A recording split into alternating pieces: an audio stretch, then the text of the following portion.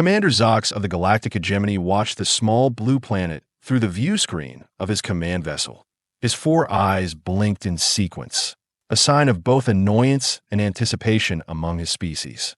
The Terran system had been a thorn in the Hegemony's side for precisely 47 standard cycles, and Emperor Vox-Dominus had finally lost his legendary patience. "Sir, we are receiving the standard rejection message from Earth's Unified Defense Council," Lieutenant Core announced. Same as the last 16 times. Zox fluttered his breathing membranes. "Read it aloud for the bridge crew, Lieutenant. Everyone should appreciate the remarkable consistency of human stubbornness." Core cleared his throat sacs.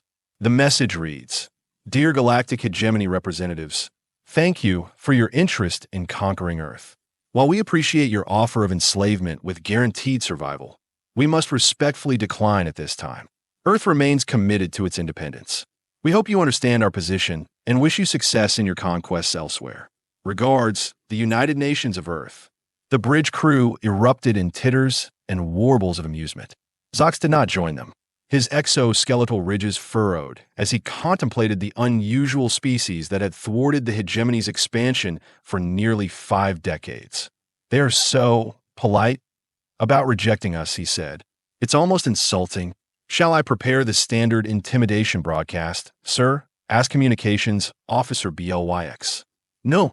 Zox rose from his command chair. "Emperor Vox-Dominus has authorized a new approach.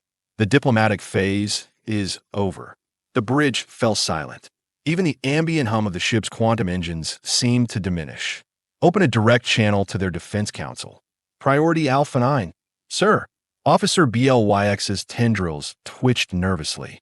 "Alpha 9 is reserved for—" "I know what it's reserved for, officer." The Emperor himself encoded this message. "Open the channel." As the communications array aligned with Earth's primitive satellite network, Zox stood rigidly at attention. When the connection was established, the massive face of Emperor Vox-Dominus filled the view screen, pre-recorded but no less intimidating for it.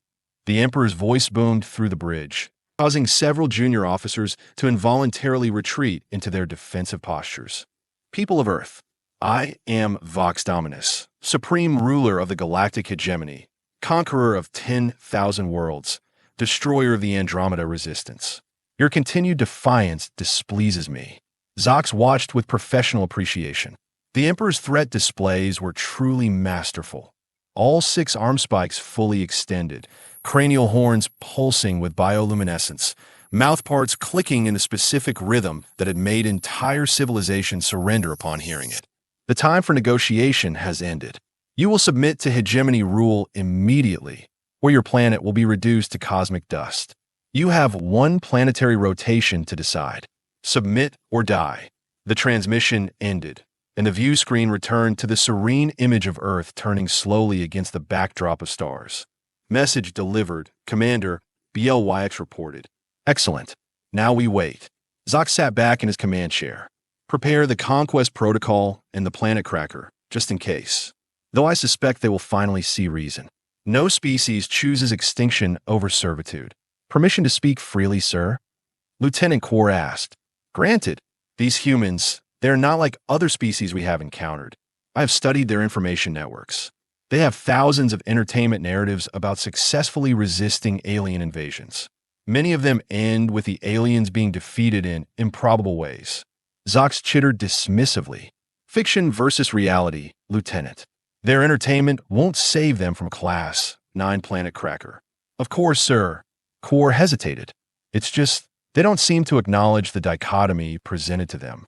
When given submit or die, they consistently act as though there's a third option." "There is no third option, Lieutenant. That's the point of an ultimatum." "Yes, sir." Down on Earth, in the underground headquarters of the United Nations Defense Council, Admiral Josephine Parker stared at the giant screen where the alien emperor's threatening face had been moments before. "Well," she said, straightening her uniform jacket, "that escalated quickly." General Thomas Washington, commander of Earth's combined military forces, rubbed his temples. So much for their remarkably patient diplomacy. 47 years of the same form letter, and now suddenly it's submit or die. "We always knew this day might come," Dr. Alexandra Novak said. The physicists have been Earth's leading xenotechnology researcher since first contact. The question is, what do we do about it? The council room buzzed with urgent conversations. Representatives from every major nation spoke over each other until Admiral Parker slammed her hand on the table. Quiet, please. We have less than 24 hours to respond. Let's use our time wisely. She turned to a thin man with thick glasses sitting quietly at the end of the table. Dr. Morris, you have been studying their technology longer than anyone. What are our options? Dr. William Morris adjusted his glasses nervously. Well, based on what we have observed, their planet cracker weapon is quite real and quite capable of destroying Earth. Our planetary defense shield is advanced, but it couldn't withstand that level of attack for more than a few minutes. So military resistance is futile. General Washington asked grimly. Conventional resistance, yes, Dr. Morris confirmed. However, he glanced at Dr. Novak, who nodded encouragingly. Alexandra and I have been working on something that might give us a third option. Admiral Parker raised an eyebrow. The Emperor was very clear. Submit or die. What third option could possibly exist? Dr. Morris smiled for the first time. Neither. On the Hegemony command ship, Zox was growing impatient. The planetary rotation was nearly complete, and Earth had made no response to the Emperor's ultimatum. They are cutting it very close, he muttered. Arrogance or disorganization. Sir, Officer BLYX called out. We are detecting an unusual energy signature from the planet. Zox leaned forward. Weapons. Negative, sir. Sir, they're activating some kind of planetary shield. But it's not like any shield technology we have encountered before. The commander rushed to the sensor station, pushing aside a junior officer to examine the readings himself. What he saw made his carapace tighten with concern. That's impossible, he whispered. This shield configuration, it's phase shifting at a quantum level. Lieutenant Kaur joined him in the console. Sir, they're broadcasting a message. On screen, the view screen flickered, and a human female in a blue uniform appeared. Her face was calm, almost pleasant. Greetings, Commander Zox. I am Admiral Josephine Parker of Earth's Unified Defense Council. We have received Emperor Vox-Dominus' message and have carefully considered our options. Zox clicked his mandibles impatiently. In your decision, Admiral, the Emperor does not tolerate delay. Admiral Parker smiled. It was an expression Zox had learned to distrust from humans. It often preceded something unpleasant. We choose option 3, she said simply. Zox blinked all 4 eyes simultaneously, a rare expression of complete confusion. There is no third option, Admiral. The Emperor was explicit. Submit or die. With all due respect to the Emperor, Parker replied, humans have never been good at limiting ourselves to the options presented. We have activated what we call the quantum displacement shield. Dr. Morris can explain the technical details, but the short version is, your weapons can't touch us anymore, and we can't touch you. A male human with visual enhancement devices appeared beside the Admiral. The shield creates a quantum phase displacement that shifts Earth slightly out of sync with the rest of the universe, he explained. We exist in what you might call a parallel dimensional pocket. Your weapons would pass through us harmlessly, as would any attempts at physical contact. Zox stared in disbelief. His many years of military training had not prepared him for this response. This is unprecedented, he finally managed to say. The Emperor will not be pleased. We understand, Admiral Parker said, but we believe this solution serves everyone's interests. You can report to your Emperor that Earth is no longer a concern. We are essentially removed from your conquest map without you having to waste resources destroying us. We continue to exist peacefully in our dimensional pocket. No submission, no destruction. Sir, Lieutenant Kaur whispered urgently, sensor confirmation. Their shield technology is genuine. The planet is shifting out of our dimensional phase as we speak. Zox felt his career crumbling before him. This is not how conquests work, Admiral. The Emperor gave you 2 options. And yet, here we are, taking a third, Parker replied. We have left a small communications relay in your dimension so we can stay in touch. Who knows? Perhaps one day we can discuss more mutually beneficial arrangements than conquest or destruction. Before Zox could respond, the image of Earth on the view screen began to shimmer, becoming translucent, then nearly transparent. Sensors showed the planet was still there, but readings were becoming increasingly faint. Sir Officer BLYX reported, "They're almost completely phased out of our dimension. We are losing contact." Admiral Parker's image flickered. "We will be in touch, Commander." "Earth out." The screen went dark. The bridge was silent for a long moment before Lieutenant Kor spoke. "Sir, what will we tell the Emperor?" Zox sank slowly into his command chair. "That is an excellent question, Lieutenant." Emperor Vox-Dominus's reaction to the news was precisely as terrible as Zox had feared. The Imperial throne room still echoed with the Emperor's roars of rage as Zox knelt. All 6 limbs pressed to the floor in the deepest possible gesture of submission. "They did what?" The Emperor bellowed for the 3rd time. Grand Vizier Klax attempted to calm his master. "My Emperor, perhaps if we consider this from a resource allocation perspective." Silence.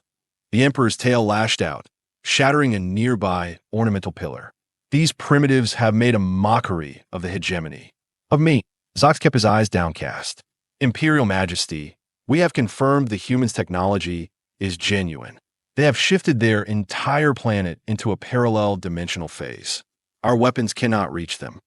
The Emperor's breathing gradually steadied as his logical processes reasserted control over his rage centers. "Can we duplicate this technology? Use it ourselves. Our scientists are studying the quantum signature, Majesty, but preliminary analysis suggests it would take decades to reverse engineer. The humans have been planning this response for many years, it seems." Vox-Dominus hissed thoughtfully. 47 years of polite rejection letters while they developed the ultimate defense. "Perhaps I underestimated these creatures." "There's more, Majesty," Zox said hesitantly. "They left the communication relay. They wish to maintain diplomatic contact." The Emperor's eyes narrowed. "Diplomatic contact?" "After defying my ultimatum, they suggested, Majesty, that there might be mutual benefits to a relationship other than conquest." For a long moment, the throne room was silent except for the soft hum of the Emperor's thought-processing organs. Finally, he spoke. "Commander Zox, you are hereby appointed Imperial Liaison to the dimensional pocket of Earth. You will establish communication with these humans and discover what mutual benefits they believe exist." Zox's head snapped up in surprise. "Majesty, not planetary destruction." The Emperor's mouth parts formed the closest approximation of a smile his species could manage. "They have shown ingenuity, Commander, and patience. These are qualities the hegemony can appreciate, even in lesser species. Besides, as my Grand Vizier would point out, destroying a planet requires significant resources. If these humans can offer something of value instead, yes, Imperial Majesty, I will make contact immediately." As Zox rose and backed away from the throne, the Emperor added, "And, Commander, find out how they created that shield. I want that technology." "Of course, Majesty." 6 months later, Zox found himself in the extraordinary position of being the first hegemony official to physically visit Earth, even if physically was a somewhat theoretical concept given the dimensional displacement. The quantum harmonizer technology that allowed safe passage between dimensions had been the first trade agreement between Earth and the hegemony. In exchange, humans received access to certain non-military hegemony technologies that would help stabilize their new dimensional existence. Admiral Parker herself greeted him at the specially constructed diplomatic facility outside what the humans called Geneva. "Commander Zox, welcome to Earth," she said, performing a credible version of the hegemony formal greeting gesture. "Admiral Parker, I am honored by your reception," he replied, attempting the human custom of shaking hands with one of his smaller manipulator limbs. As they walked through the facility, Zox observed the various human scientists and diplomats at work. They showed remarkably little fear of him, despite his imposing exoskeleton and natural weaponry. "Your people adapt quickly to unusual circumstances, Admiral," he noted. She laughed. "We have had plenty of practice. Our history is essentially one long series of adaptations to unexpected challenges, like developing dimensional shift technology while sending polite rejection letters to would-be conquerors. Exactly like that." Her expression turned more serious. "Though I should clarify something about that technology, Commander. Something that only a few people know. They had reached a private conference room. Once sealed inside, Admiral Parker activated a security field. "What I'm about to tell you doesn't leave this room," she said. Dr. Morris and Dr. Novak didn't exactly invent the quantum displacement shield. Zox's sensory appendages twitched with interest. "Oh, no, they discovered it. About 45 years ago, shortly after your first contact." "Discovered? I don't understand." Admiral Parker sat down and gestured for him to do the same. "When your first scout ships entered our solar system, they triggered something. An ancient defense system built in Earth itself, one that had been dormant for, well, we're not sure how long. Millions of years, at least." Zox felt his exoskeleton tighten with shock. "You are saying Earth was already equipped with the displacement technology? We didn't build it. We simply figured out how to activate it. We have been studying it ever since, learning its capabilities bit by bit." "Who built it?" Zox demanded. "What species?" Admiral Parker shrugged. "We don't know. We call them the Precursors, for lack of a better term. They left almost no traces of themselves except the technology. And," she hesitated, "certain genetic markers in Earth life forms, including humans." The implication struck Zox like a gravitational hammer. "You believe these precursors engineered your species or influenced our evolution in some way? The evidence suggests they had a special interest in Earth. They wanted to protect it and its developing life forms." Zox sat in stunned silence for several moments, processing this revelation. Finally, he asked, "Why tell me this, Admiral? This information would be extremely valuable to the Emperor." "Because we are offering you a choice now, Commander." Admiral Parker leaned forward. "The quantum displacement shield is just the beginning of what we have discovered. There's so much more precursor technology integrated into Earth's core systems. Technology that could benefit both our civilizations if we work together to understand it. But that the Emperor could try to seize by force," Zox observed. "He could try," she agreed. "But remember, we have had 47 years to study these systems. The shield is just our first line of defense. There are others." The implied threat was clear, yet delivered with the same polite tone the humans had used in their rejection letters. Zox found himself admiring their consistency. "So what exactly are you proposing, Admiral?" "A genuine alliance. Not conquest, not submission, partnership. Your scientists work with ours to understand the precursor technology. We share the benefits equally. And together, perhaps we discover who these beings were and why they took such an interest in our planet." Zox considered the proposal. It was unprecedented in hegemony history. The Emperor's mandate had always been clear: expand, conquer, rule. Yet these humans had already forced the hegemony to adapt its approach once. "Perhaps the Emperor would require significant assurances," he said carefully. Admiral Parker smiled. "Of course, and we would expect the same. That's why we are having this conversation with you first, Commander. In our studies of hegemony culture and communication, you stood out as someone capable of creative thinking." Zox felt an unfamiliar sensation in his neural pathways.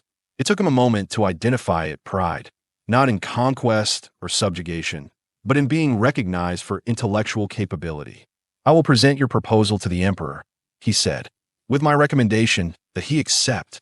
Admiral Parker extended her hand again. "To new beginnings, Commander." As Zox carefully grasped her hand, he reflected on the strange journey that had brought him here. From delivering an ultimatum of submit or die to discussing alliance and partnership, all because humans had insisted on finding a third option. To new beginnings, Admiral. 1 year later, Emperor Vox-Dominus made galactic history by being the first hegemony ruler to visit a non-conquered world. The dimensional displacement technology had been refined to allow larger objects to pass between phases, including the Emperor's ceremonial vessel. A.S. Zox watched the Emperor descend from his ship to meet the assembled human dignitaries. He felt a curious sensation of accomplishment. The negotiations had been challenging, with multiple moments when it seemed the Emperor's traditional conqueror instincts would prevail. But the promise of precursor technology and the thinly veiled warnings about Earth's other defensive capabilities had ultimately convinced him to try this unprecedented diplomatic approach. Lieutenant Quor, now promoted to captain and assigned permanently to the Earth Liaison Office, stood beside him. "I still can't believe it worked," Quor said quietly. "When I mentioned humans believing in a third option, I never imagined that they would create one." Zox finished. I've been studying their history. It's what they do best, reject the limitations placed upon them. They watched as Admiral Parker greeted the Emperor with all proper protocol. The human media was documenting everything, their primitive recording devices buzzing around like insectoids. The Galactic Hegemony won't be the same after this, Core observed. No, Zox agreed. But perhaps that's for the best. 10,000 worlds conquered. And what has it brought us? Constant rebellion, resource depletion, endless military campaigns. You sound almost like a human, sir. Zox chittered in amusement. I spent too much time among them, perhaps. They have a way of making the impossible seem inevitable. As the formal greetings concluded, Admiral Parker caught Zox's eye and gave him the small nod that humans use to signal appreciation. He returned the gesture, feeling an unexpected connection to this strange species that had turned the hegemony's ultimatum into an opportunity. Emperor Vox-Dominus approached, his massive form casting shadows over the human delegation. Commander Zox, the Emperor rumbled. Your reports did not exaggerate the uniqueness of this world. Thank you, Imperial Majesty. The Emperor surveyed the landscape, his sensory organs taking in the unfamiliar but vibrant Earth ecosystem. An entire planet that can shift between dimensional states. And a species resourceful enough to master that technology rather than be destroyed by it. They are innovative, Majesty. Indeed, the Emperor's voice dropped to a register only Zox could hear. These humans may be more valuable as allies than as subjects. You were right to advocate for this approach. Coming from the Emperor, this was unprecedented praise. Zox lowered his head in grateful acknowledgement. As the diplomatic procession moved toward the meeting facilities, Zox found himself walking alongside Admiral Parker. Your Emperor seems impressed, she said quietly. He is, and that is not easily achieved. She smiled. When you first arrived with his ultimatum, did you ever imagine we'd end up here? Zox considered the question. No, I admitted. In the hegemony, we are taught that there are always only two options, victory or defeat, submit or die. And now, he looked at the unprecedented scene before him. The mighty Emperor of the Galactic Hegemony walking peacefully beside the leaders of Earth, discussing cooperation rather than conquest. Now I understand why your species has survived despite its many limitations. You refuse to accept the options presented to you. You insist on creating new paths. Admiral Parker nodded. It's our greatest strength and our greatest weakness. We are stubborn that way. A trait the hegemony might benefit from studying, Zox admitted. Perhaps there are other worlds where submit or die is not the optimal approach. One step at a time, Commander. She gestured toward the waiting diplomats. First, let's make sure this alliance works. As they rejoined the procession, Zox reflected on the strange twist of fate that had transformed a routine conquest into the most significant diplomatic revolution in hegemony history. All because humans, when commanded to submit or die, had simply smiled and said, "No thank you, we choose option 3. The universe, it seemed, contained more possibilities than even the Galactic Hegemony had imagined. And Zox was beginning to think that might be a very good thing indeed.